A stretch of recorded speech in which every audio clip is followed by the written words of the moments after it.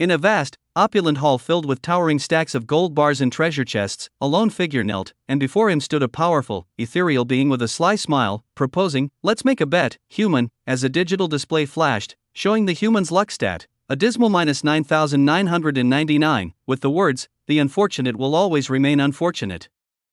The being, with a snap of its sharp-nailed fingers, declared confidently, "Here are 99 lucks and 1 calamity.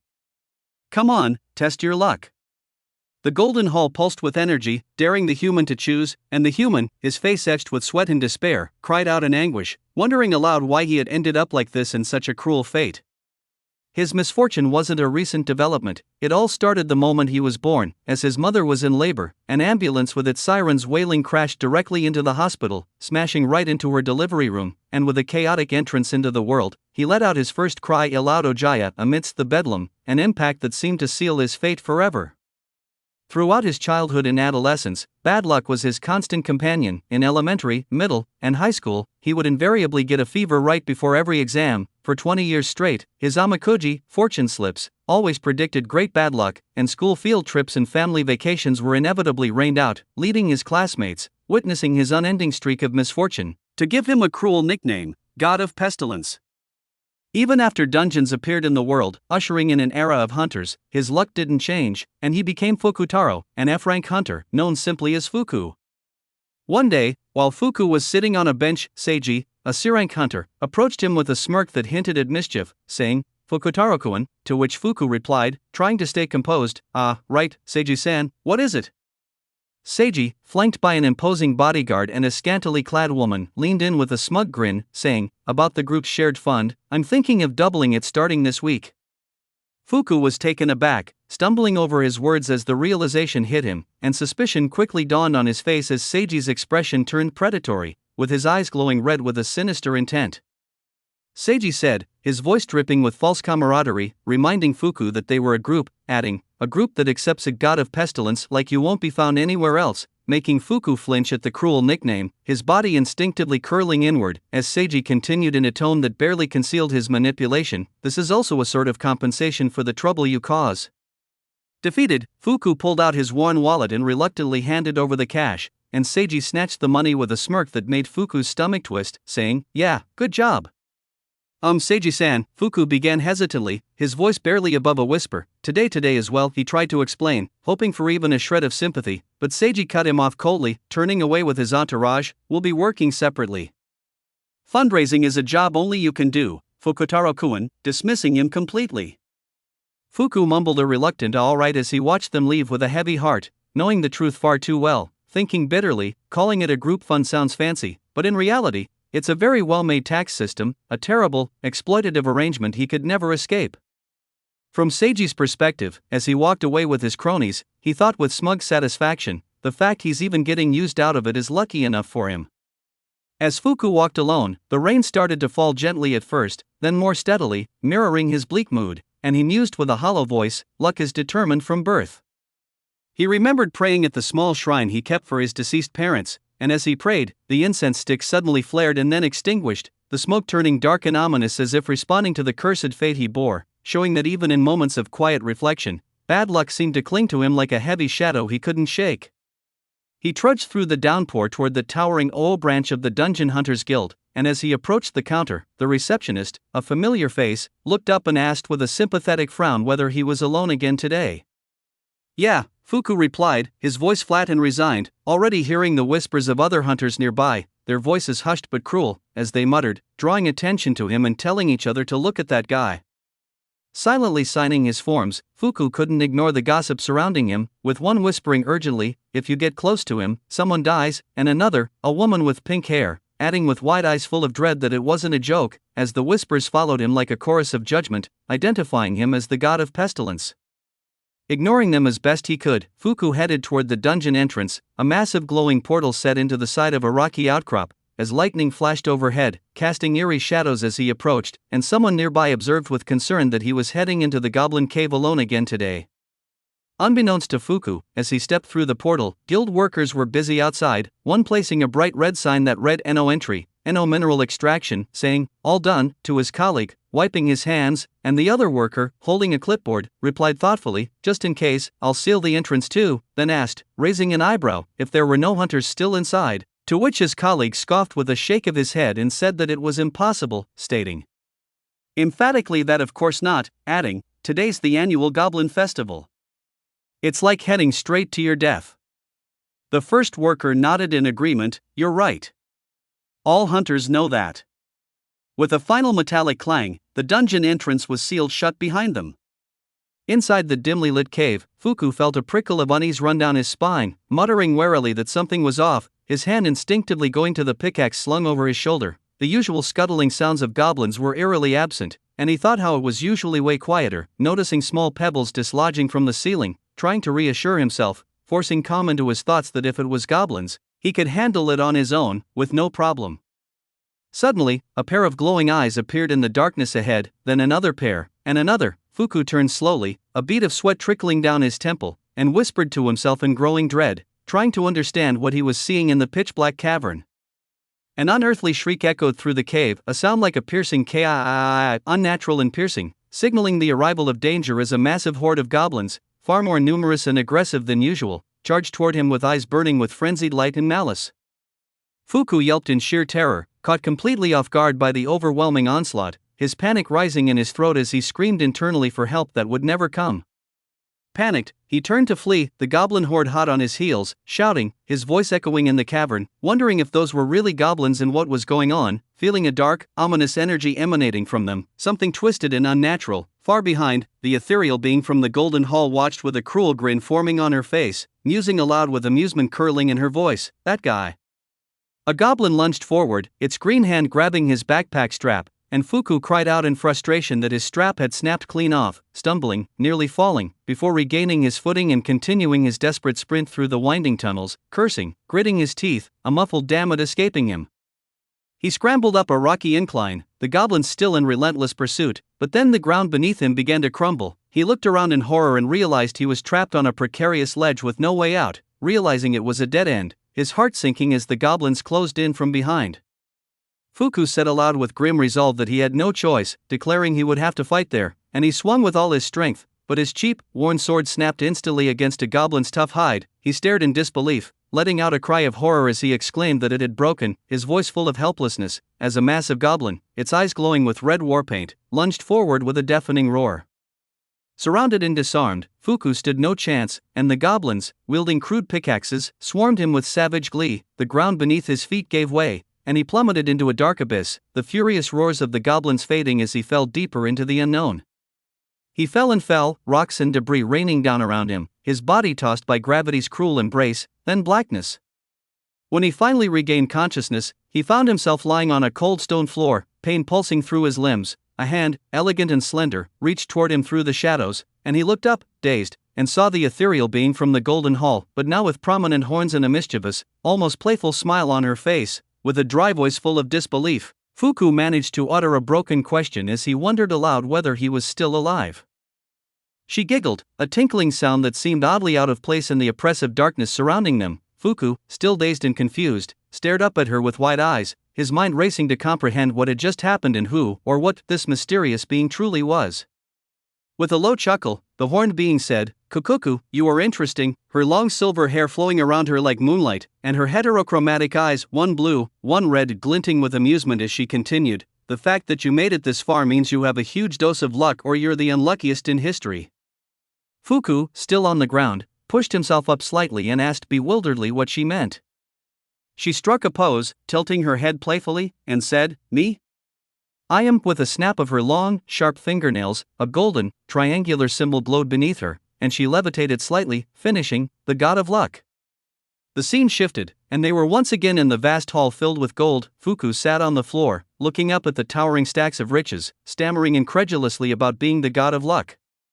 The god of luck smirked and remarked that he had good luck, explaining, "Here are 99 lucks and 1 calamity." Her gaze, reflecting Fuku's small, insignificant form, was intense as she added that if a bit of luck was on his side, he might live a slightly better life than now, but if among 100 chances he let this opportunity pass. Fuku swallowed hard, sweat beading on his forehead as he thought about the calamity, his mind racing with dread.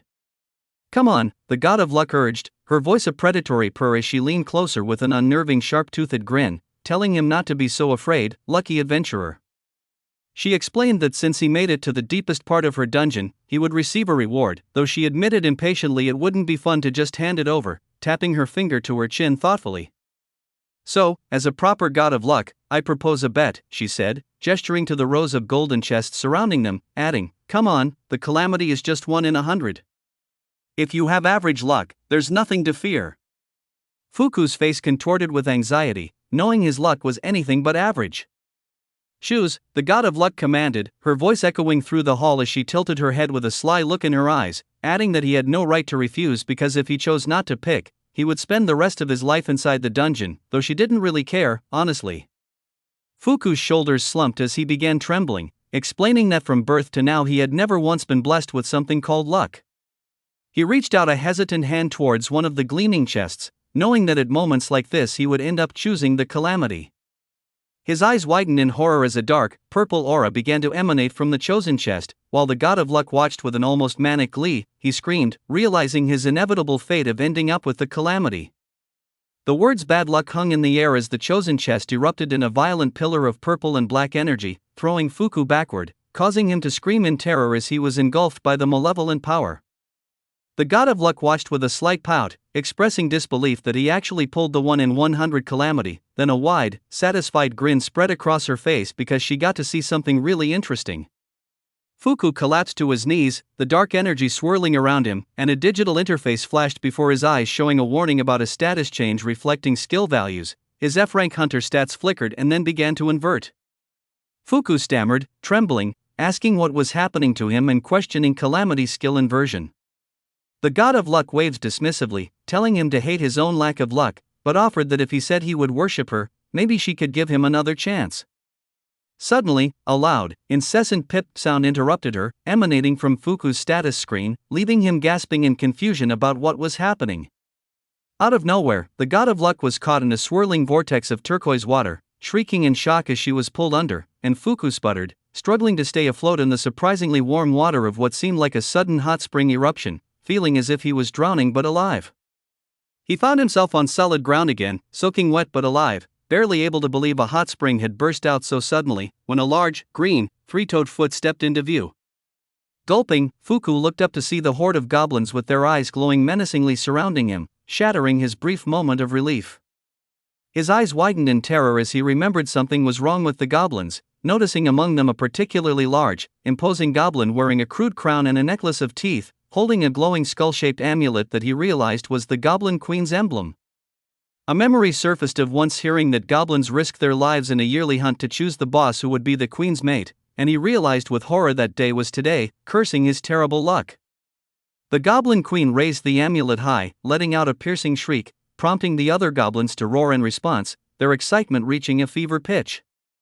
Fuku scrambled to his feet, yelling that he had to run, but a sharp pain shot through his hand, causing him to cry out as he looked down to see his hand impaled by a jagged rock, desperate and terrified, not wanting to die there. One of the larger goblins, eyes fixed on Fuku, as he threw a sizable rock, prompting Fuku to yell and bracing for the impact, but the goblin hurled the rock upwards where it struck a massive stalactite hanging precariously from the ceiling. The stalactite creaked then broke free, plummeting directly toward the Goblin Queen and crushing her with a sickening thud, ending the chaotic hunt in an instant, leaving Fuku dumbfounded by the bizarre turn of events. Whimpering, Fuku scrambled back as the dust settled, seeing only the Goblin Queen's green feet and a pool of purple blood beneath the massive rock, while the remaining goblins stared in stunned silence. Suddenly, the cave began shaking violently as rocks and debris rained down, and Fuku yelled in panic, realizing the cave was collapsing. One of the larger female goblins, seemingly high-ranking in the queen's court, stared at the crushed queen and uttered a confused sound, while the other goblins wailed and shrieked amid the falling rocks and flying debris. Fuku watched in horror as the goblins were decimated, noticing the goblin who had thrown the fateful rock standing amidst the chaos until a small pebble bounced off its head, prompting it to turn with an unreadable expression and look directly at Fuku. Terrified, Fuku managed to utter a fearful sound as he thought the goblin's stoic gaze meant the queen was super mad and expected an onslaught of rage. The goblin slowly turned its back to him, muttering softly before suddenly spinning around, its eyes shaped like hearts and lips puckered as it cooed and lunged toward Fuku, who was now inexplicably ranked number 1 in the sexy goblin queen ranking.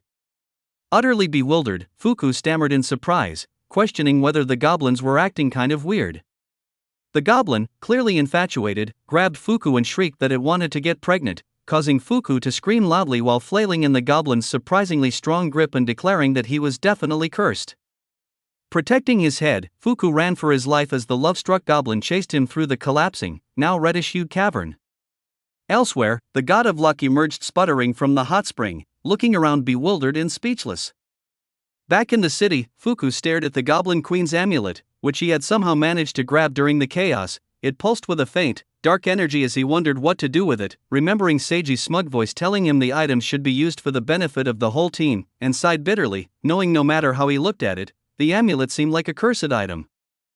As he thought about how luck was defined from birth, the scene shifted to the god of luck, now free from the watery abyss, watching him from a distance with a thoughtful expression on her face. Suddenly, Fuku's body was enveloped in crackling blue lightning. The amulet, now hanging around his neck, glowed intensely. Behind him, the spectral image of a massive, bull-headed demon appeared, radiating immense power. Fuku's eyes glowed with the same blue energy. He thought to himself with concern that he hoped they wouldn't get mad, still worried about Seiji's reaction even as this new power surged through him. The woman in the teal coat looked back with a flicker of surprise in her eyes, murmuring to herself that the item just now had caught her attention. Back at the guild, Seiji and his entourage confronted Fuku. Seiji's burly bodyguard demanded to know where the money was. Fuku stammered in shock as he repeated the word money, then sighed, defeated, admitting that he knew it wouldn't work. He apologized and explained that more than just money, everything he owned had been swept away except for this. He held out the cursed amulet. The bodyguard, enraged, grabbed Fuku by the collar and roared for him not to mess with them, calling him an idiot. The woman with Seiji, arms crossed, sneered with a mocking tone and a sharp glint in her eye as she repeated her sarcastic agreement, saying yeah, with clear disdain. Seiji leaned back, examining the goblin amulet with a disdainful expression. "We trusted you as a teammate," he sneered, his tone heavy with sarcasm, "and this is what you bring back." He tapped his chin thoughtfully, adding, "Fukutaro had a tough time too. I just analyzed it, and it's true that this has no value." He then smirked and pushed the amulet back toward Fuku. "Throwing it away would be a waste, so we'll let it slide today with that," he said casually, as if doing Fuku a favor. Fuku, holding the amulet with trembling fingers, looked uncertain and asked in a hesitant voice if Seiji was really sure about this decision. "Of course," Seiji replied smoothly, his smile widening, though his eyes gleamed with a sharp, predatory glint. "Come on, hand it over," he insisted, voice laced with fake warmth. Then Fuku began, his voice trailing off as he moved to give the amulet away. Suddenly, a firm grip caught his arm. The woman in the blue coat, who had been silently observing the exchange, stepped in. "Wait a moment," she said with forceful clarity, stopping Fuku mid-motion. Both Fuku and Seiji turned toward her, visibly startled by the interruption. Seiji stumbled over his words, caught off guard, and asked in confusion what this was about, his voice faltering. The woman turned to him, her eyes sharp and her tone unwavering as she fixed Seiji with an intense stare. "You just said analyze, didn't you? And also claimed that it has no value," she stated, her voice laced with subtle accusation. Seiji's face flushed with sudden defensiveness. He glared at her, demanding to know who she was and why she was interfering. "Sorry for not introducing myself earlier," the woman responded calmly, placing a hand over her chest with composed dignity. "I'm Aya Aoi, a state-certified A-class analyst. And I can't allow this attempted fraud to continue under my watch," she declared, her voice slicing through the tension like a blade. Fuku turned to her in stunned silence, his eyes wide as he tried to process her words. An A-class analyst? He could barely comprehend what that meant. What's going on here, he thought in total bewilderment, struggling to make sense of the sudden turn of events. Seiji, flustered, tried to play it cool, saying, "I heard the word fraud," and pleading for them not to say something so harsh, insisting, "Please, I was just doing a favor as a good teammate. This is a legitimate transfer. It happens often among party members." Aya Aoi was not convinced, asking if that would still be the case even if it were a legendary class item worth enough to buy a mansion. Fuku gasped, a soft escaping him, and the other patrons in the cafe began to murmur, asking if she had said legendary, wondering if someone tried to steal that from him, and what kind of scum Seiji was, making Seiji and his cronies look increasingly uncomfortable. Tricking someone who doesn't know the value to take an item from them is straight up fraud, Aya declared, pointing an accusatory finger at Seiji, adding with conviction that he should be ashamed. Seiji, panicking, turned to his bodyguard, asking what he should do, while Fuku, still reeling, whispered to himself if this could be some kind of mistake. Cornered, Seiji glared at Aya and threatened her, stating she would regret this. Then he and his cronies made a hasty retreat. Aya let out a sigh, a slight blush dusting her cheeks. Fuku, still holding her hand, looked at her, asking nervously after Aya-san. "Sorry, I couldn't keep quiet and meddled a bit," she said, looking down. "No," well, Fuku started, then realized they were still holding hands, hearts floating around them, and awkwardly asked if she could let go of him now. Aya, flustered, stumbled and fell, bowing her head repeatedly and apologizing profusely. Fuku, equally embarrassed, helped her up. "But," he asked, holding up the amulet, "could this thing being a legendary item be some kind of mistake?" He remarked that it actually looked more like a cursed item. "Besides, someone like me couldn't possibly get something so valuable," Fuku said, his voice laced with self-doubt. Aya firmly interjected that wasn't true and pulled out her analyst license, explaining, "As I mentioned earlier, I have a state-issued A-class analyst license. I'm not like those phony analysts who abuse their skills to scam people." She gestured towards Fuku, who now stood awkwardly as a crowd gathered around him, declaring, "It's an S-class treasure due to its acquisition difficulty." The crowd erupted, exclaiming that it was a real legendary item, adding their amazement, saying it was their first time seeing one in person, and bombarded Fuku with questions, urging him to tell them how he got it and to spill the details, with one person exclaiming, asking if he had incredible luck. Fuku mumbled, utterly bewildered, wondering aloud about luck and incredible. As the crowd jostled him, the amulet in his hand began to glow with an intense purple light, and he started to say there was no way he had such luck, but then he noticed the ominous glow, uttering a questioning sound as the amulet was pulled upwards by an unseen force, dragging Fuku with it, and he yelled, suspended in the air. Meanwhile, Seiji, fuming, kicked over a trash can in a nearby park, cursing, raging that the woman pissed him off, humiliated him, and he couldn't calm his fury. His cronies watched him, a mixture of fear and apprehension on their faces as his bodyguard began to speak. That is Seiji's face contorted into a sinister, predatory grin, stating, "Let's rape her. Let's call the others too. Let's all attack her." The blonde woman looked slightly uneasy as Seiji continued, dripping with malice, saying she wasn't ugly and suggesting they make Fukutaro rape her after they'd tortured her for good, asking his cronies what they thought, and calling it kind of funny. Suddenly, a loud thud echoed through the park, and Seiji muttered, asking what that sound was, turning toward the noise as a cloud of dust and debris rose from behind some bushes.